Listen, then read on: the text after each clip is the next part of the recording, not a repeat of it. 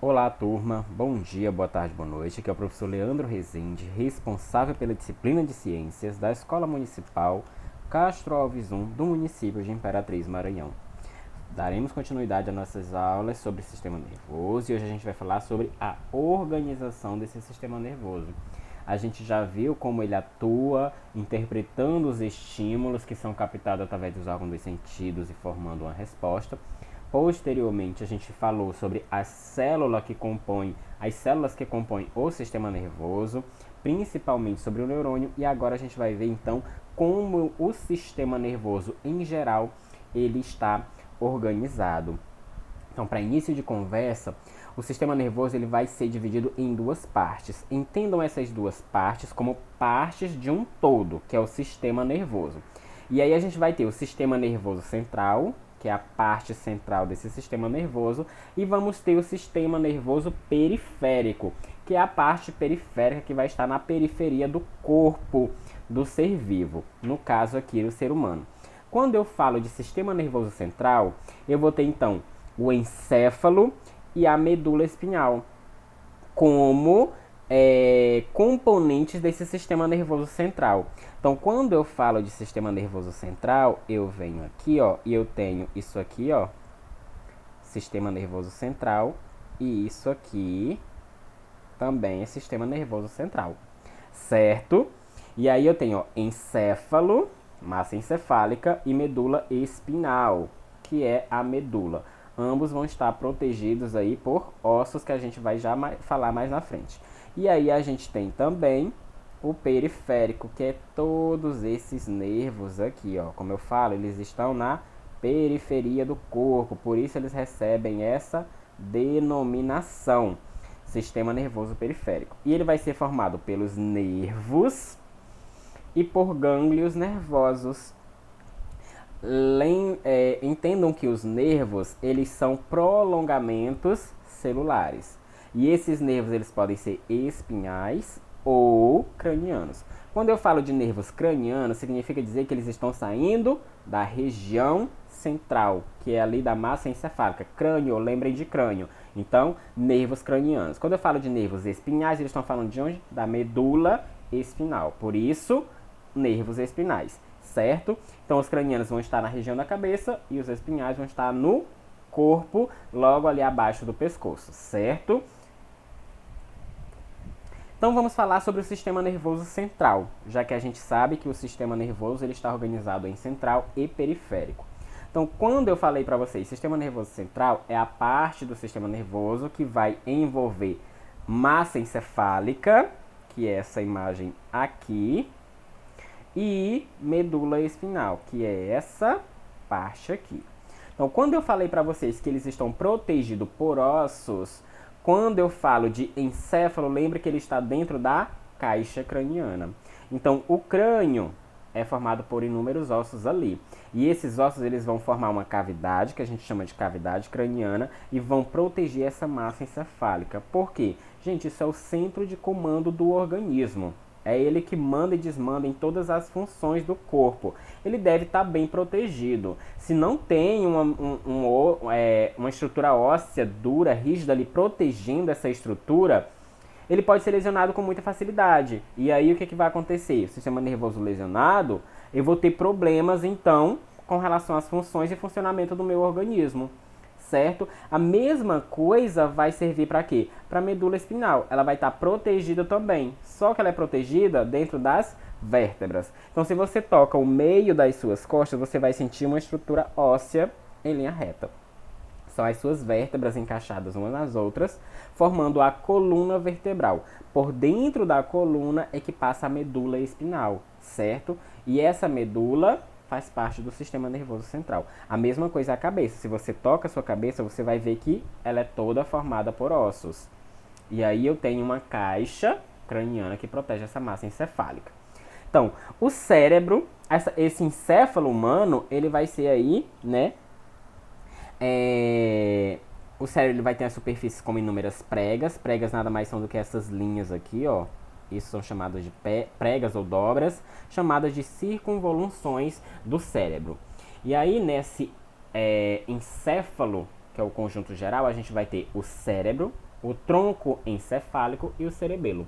Então, o que é o cérebro? O cérebro, ele é a massa ali encarregada de receber informações, analisar essas informações que foram recebidas e dar uma resposta para aquilo ali. Então, ele recebe, interpreta, analisa e responde.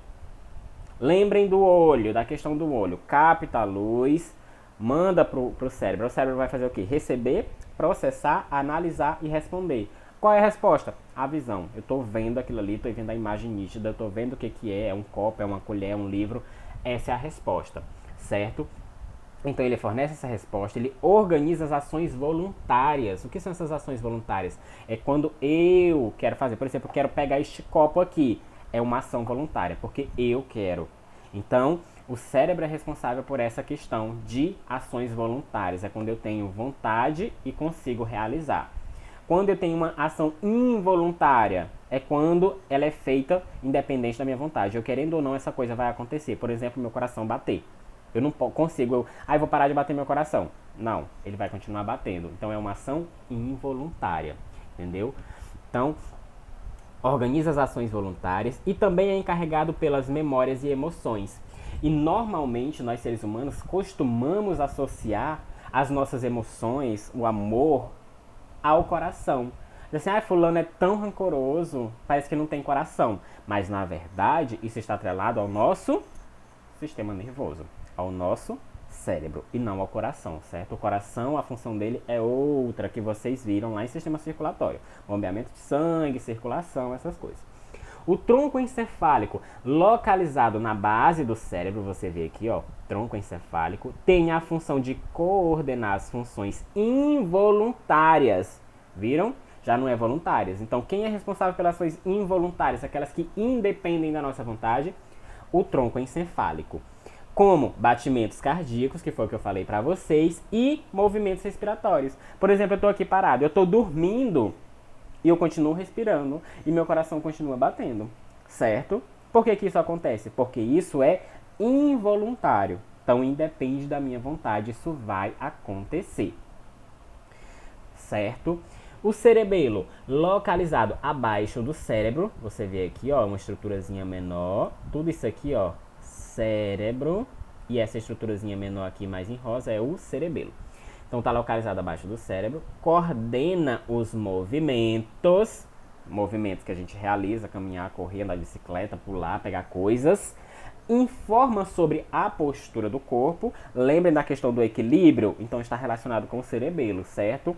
De receber essas informações e lembrem daquelas partezinhas lá do cérebro, que é a parte lá relacionadas com audição, equilíbrio.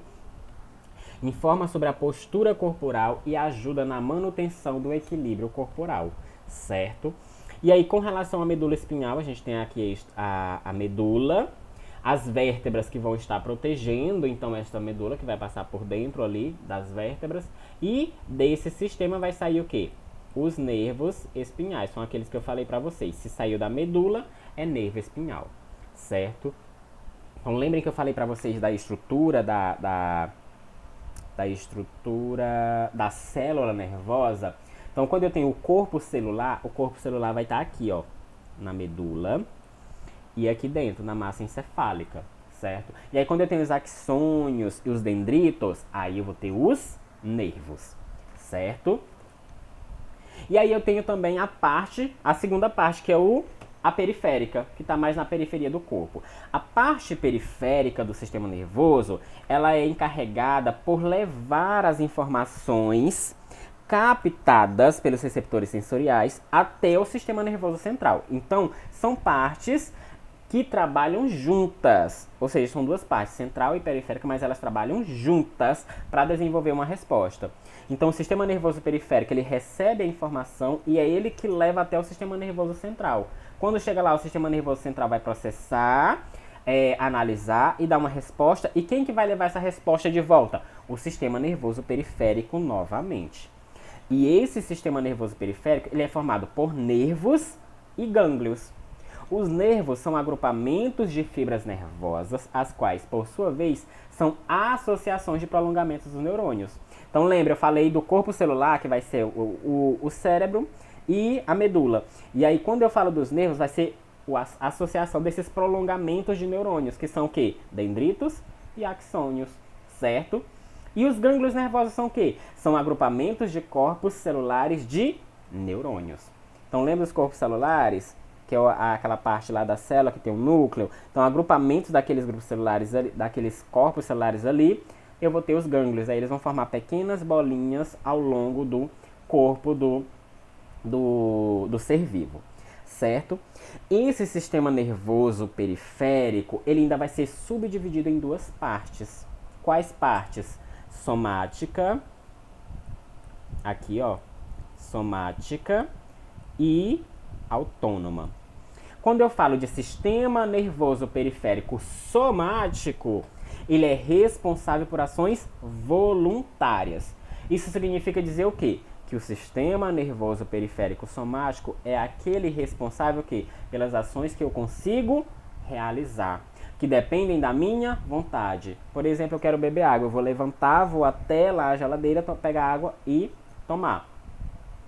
Esse andar até a geladeira, levantar e andar até a geladeira, isso eu estou fazendo é uma ação voluntária, porque eu quero levantar, eu quero caminhar, eu vou lá, certo? Então isso é o que? É o sistema nervoso somático que faz essa função. Mas quando eu tenho aquelas ações involuntárias, automáticas, por exemplo, você tem algo no fogo e você vai pegar, tirar algo do fogo ali, porque está queimando. E aí quando você toca, está quente, você rapidamente tira a mão. Aquele é automático. Então, se é automático, é sistema nervoso autônomo, não é sistema nervoso somático, certo? Então, é sistema nervoso periférico autônomo, quando eu tenho essas ações automáticas, involuntárias, por exemplo, batimentos cardíacos, respiração, tudo isso é automático, tudo isso é involuntário. Então, é sistema nervoso periférico autônomo. E esse autônomo, ele ainda vai ser subdividido em simpático e parasimpático. Então, quando eu falo de simpático e parasimpático, o sistema nervoso autônomo simpático, ele vai preparar o organismo para situações de ação e emergência. E o parasimpático, ele tem uma ação antagônica ao simpático. Como assim antagônica? Oposta, contrária. Se o sistema nervoso autônomo simpático, ele prepara o corpo para ação e emergência, o que o parasimpático faz? Ele prepara para o relaxamento. Então, o simpático, ele vai preparar o nosso corpo para fugir, para correr, se esconder, quando o corpo está em situação de perigo. Por exemplo, eu estou com medo de alguma coisa, vai acontecer alguma coisa, o corpo ele começa a ficar nervoso, ele começa a se tremer, o coração ele começa a acelerar, os batimentos cardíacos são mais acelerados, o sangue ele circula mais rápido. Isso é o quê? É o sistema nervoso simpático te preparando para essa situação de emergência. Por exemplo, você está com medo, você tem que correr, você tem que fugir, você tem que sair dali. E aí, quando passa essa situação de perigo, de emergência, o sistema nervoso parasimpático começa a atuar. Fazendo o quê? Fazendo os processos contrários. Por isso, ele tem uma ação antagônica. Preparando o corpo para relaxar, para ficar em repouso. É por isso que quando seu coração começa a acelerar, bater ali, quando você está com medo, você está nervoso, aí passa aquela situação de perigo, aí você começa a relaxar e você sente seu coração baixando, o corpo ficando mais calmo, aquelas tremedeiras, aqueles aspectos trêmulos do corpo vai passando e você vai ficando mais relaxado. Isso é a atuação do sistema nervoso parasimpático. E aqui na imagem a gente tem uma representação, então, do parasimpático e do simpático, para vocês entenderem aí. Então, ó, gânglios parasimpáticos aqui, ó, a gente consegue ver aqui, ó, o que são os gânglios? Agrupamentos de corpos celulares dos neurônios, certo? Então, eu tenho aqui, ó, a massa encefálica, a região craniana, aí eu tenho a medula espinhal, aí eu vou ter a região cervical, que é a parte aqui do pescoço, região torácica, que é essa região aqui do peito, só que a gente está falando das costas, que é a parte da coluna. Região torácica e a lombar, que é a parte aqui final, é a parte aqui do estômago para baixo, certo? E eu vou ter também a região sacral, que é a pontinha lá da coluna, já lá embaixo, certo? É a ponta da coluna. E aí, ó, nessa região eu vou ter do parasimpático. O que que o parasimpático vai... Vamos primeiro entender o que que o simpático faz, porque ele vai preparar o corpo para ação e emergência. Então, ele vai dilatar a pupila. Quando tá com medo, o olho, a pupila ela vai dilatar, certo? Quando você tá nervoso. Ele vai fazer o quê? Inibir a salivação, por isso a boca fica seca. Principalmente quando você vai apresentar um seminário e você fica nervoso, a sua boca fica seca porque inibe a salivação, aí você fica bebendo água e aí você já percebe que a pessoa está nervosa por causa disso. Relaxar os brônquios, que é a estrutura aqui dos brônquios que conduz o ar até os pulmões. Isso para quê? Para que entre ar, uma maior quantidade de ar, porque a respiração ela fica mais ofegante. Acelera os batimentos cardíacos do coração. Inibe estômago e intestino, ou seja, tem gente que para mesmo o intestino de funcionar quando você está nervoso. Inibe as atividades do pâncreas e da vesícula biliar, que estão associadas ao sistema digestivo. Estimula a secreção de adrenalina e noradrenalina, por isso que o corpo fica trêmulo, fica nervoso, você fica eufórico quando você está em perigo, por causa da adrenalina e noradrenalina, que são hormônios liberados. Relaxa a bexiga urinária, você não consegue contrair, dá vontade de ir ao banheiro constantemente. E promove a ejaculação e contrações da genitália. Então, quando se está nervoso, o sistema simpático também faz essa questão aí, certo? E o parasimpático tem ação contrária. O que ele vai fazer? Contrai a pupila, ou seja, o contrário do simpático. Estimula a salivação, ou seja, a boca não fica mais seca. Desacelera o coração, os batimentos eles vão reduzindo, vai ficando mais calmo. Contrai os brônquios, a respiração ela volta ao normal, vai voltando ao normal aos poucos. Estimula o estômago, o intestino, estimula a vesícula biliar e pâncreas, contrai a bexiga, certo? E estimula a ereção dos órgãos genitais. Então, são processos totalmente contrários, certo? Então, a gente finaliza a nossa aula por aqui. Deu para entender aí esse apanhado geral. Então, lembrem dessa organização do sistema nervoso. Eu tenho sistema nervoso, parte central, parte periférica. Parte central, encéfalo e medula espinhal. Parte periférica, nervos e gânglios. E aí eu vou ter sistema nervoso periférico somático, que são as ações voluntárias, e sistema nervoso autônomo, ações automáticas e involuntárias. E o sistema nervoso eu vou ter o simpático, sistema nervoso periférico autônomo, eu vou ter o simpático, que prepara para ação e emergência, e o parasimpático, que vai propiciar a ação antagônica, que é o de relaxamento, certo? Tenham todos um bom descanso, bons estudos, qualquer dúvida, manda mensagem ao professor, e até a nossa próxima aula.